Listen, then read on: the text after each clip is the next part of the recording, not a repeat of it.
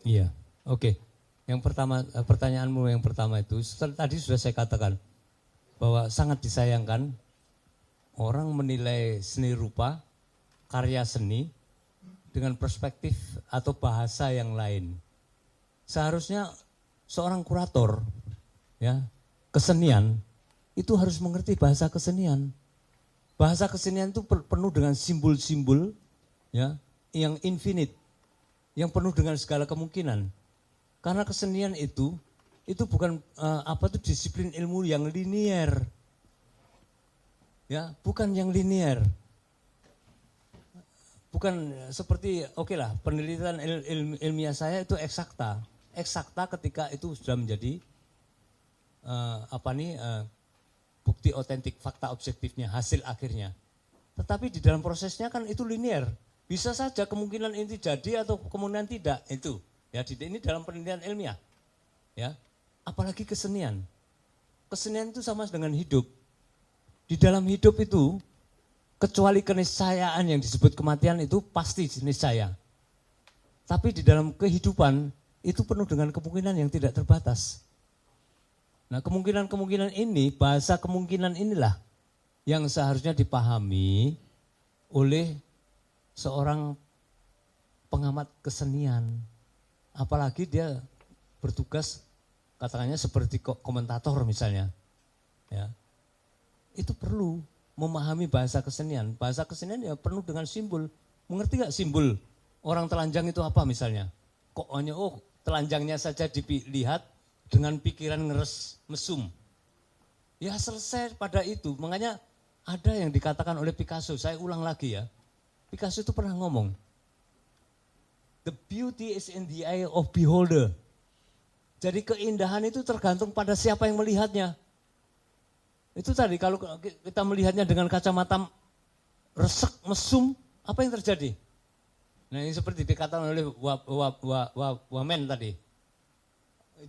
Itu ada orang bersenggama. Di dalam otaknya yang dilihatnya itu. Apa orang di sana nggak ada persenggamaan? Apakah sekarang ada orang telanjang itu bersenggama? Ini loh. Ini simbol dari kesenian itu tidak seperti itu. Linear dan black and white gitu. Enggak. Itu. Jadi itu yang saya jawabkan tentang itu. Terus yang lainnya tadi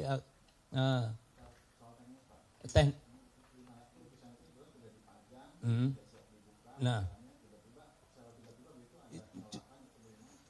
itu justru karena itu tadi kan saya jelaskan di narasi ya dari kronologi terjadinya pemberedelan itu seperti apa. Mengejutkan sekali. Orang lukisan sudah dipasang semua menurut kronologinya, menurut narasinya, kok tiba-tiba 4 jam sebelum pameran dibuka pada hari H tanggal 19 itu kok ngomong suruh diturunkan. Itu ada apa? Ini pertanyaan yang menggelitik sampai sekarang saya masih belum menemukan jawabannya, tetapi saya bisa menduga terutama setelah ada press conference yang dilakukan oleh orang bernama Zamrud ini. Ya, itu karena sampai sejauh ini Galeri Nasional tidak membuat press conference sebetulnya. Yang membuat press conference itu individu dari cagar budaya, Museum Cagar Budaya yang mengatasnamakan Galeri Nasional. Ini kan mengerikan sekali. Jadi ini ada permainan-permainan yang saya kira tetap saja dalam konteks pemahaman budaya atau yang saya lihat dari sosiologi kebudayaannya, ini adalah produk dari budaya jilat pantat itu. Maaf. Ya. Yang lainnya? Satu lagi Pak. Iya. Izin memastikan satu lagi karena ini saya kutip pernyataan dari Menbud Pak Fadlizon yang bilang bahwa lukisan Anda ini dinilai tidak sesuai tema, memuat unsur politik, bahkan mungkin makian terhadap seseorang. Apakah sebetulnya lukisan karya-karya Anda itu memang menyasar, menyindir pada seseorang? Kalau iya kepada siapa sebetulnya? Menyisir saya kira itu ya itu tadi. Fadlizon tidak pernah melihat secara sendiri, ya, secara pribadi lukisan itu. Dia hanya menerima laporan, mungkin ditunjukkan gambarnya, ya.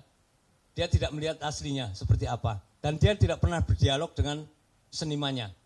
Dia hanya mendapatkan laporan dari seseorang yang seperti dikatakan. Saya mendengar laporan, itu dia yang ngomong loh, ya. Jadi dia laporan, ya, saya mendengar, ya. Dia tidak pernah melihat. Nah itu yang pertama ya. Yang dikatakan bahwa saya maki-maki, itu maki-makinya seperti apa? Itu loh. Orang tadi saya jelaskan ya bahwa kekuasaan ya itu tidak bisa dipisahkan dari kedaulatan pangan. Demikian pula kedaulatan pangan itu tidak bisa dipisahkan dari kebijakan penguasa. Omong kosong. Nah, lukisan yang saya gambarkan itu adalah lukisan memang menyatakan seperti penguasa, ya, raja Jawa yang kakinya bertumpu di atas punggung rakyat kecil. Apakah itu bukan simbol menyindir, marah? Tidak. Itu adalah fakta objektif yang saya rangkum untuk menggambarkan kondisi sosial, ya, dan budaya di negeri saat ini. Itu. Saya adalah anggota masyarakat hari ini. Saya seniman adalah saksi sejarah. Dan saya bisa menyaksikan kesaksian saya tadi dalam bentuk karya seni. Jadi itu karya seni, bukan ungkapan politik. Kalau Fadlizon mengatakan bahwa itu ungkapan politik yang tendensius, berarti dia tidak paham dengan bahasa seni atau bahasa budaya. Lebih baik dia tidak perlu harus jadi Menteri Kebudayaan. Itu. Terima kasih. Pak, izin Ilham dari ftnews.co.id.